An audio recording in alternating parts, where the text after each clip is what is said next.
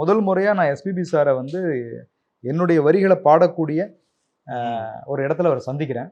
பாடல் வரிகள் எல்லாத்தையும் அவரே அப்படி எழுதிட்டு அதில் அந்த அந்த பண்பு நான் வந்து இப்போ நிறைய பேர்கிட்ட நான் பார்க்க முடியல. எழுதி முடிச்சோன்னே அதில் ஹெட்டிங்கில் கவிஞர் யார் தம்பி பேர் என்ன பா விஜயா அதை எழுதிட்டு படித்து பார்த்தார். வரிகள் ரொம்ப நல்லா இருக்கு.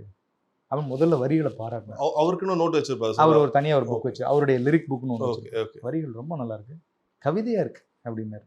அதுன்னு நல்லா அந்த கனிவான குரலில் சொல்லிட்டு அவர் டியூன் ஒரு 2 முறை கேட்டார். மௌனமாக அப்படி டியூனை கேட்டிருந்தார் சார். அதை பாடி கூட பார்க்கல அவர். அவனை எல்லோரும் வெளில வந்துட்டோம். ஒரு அமைதி நிலவுச்சு ஒரு 10 நிமிஷம். அதுக்கப்புறம் உள்ளேருந்து ஒரு குரல் டேக் அப்படின்னு வந்து அவ்வளோதான்.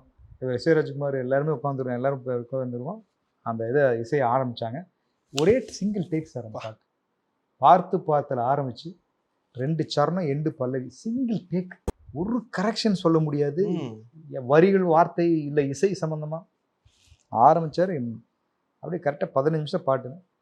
எஸ்.ஏ. எல்லாருமே எல்லாம் ஓகே. அப்போ நேராக உள்ளே வந்து உட்கார்ந்தார். அப்படியே அமைதியாக கேட்டார், போயிட்டார்.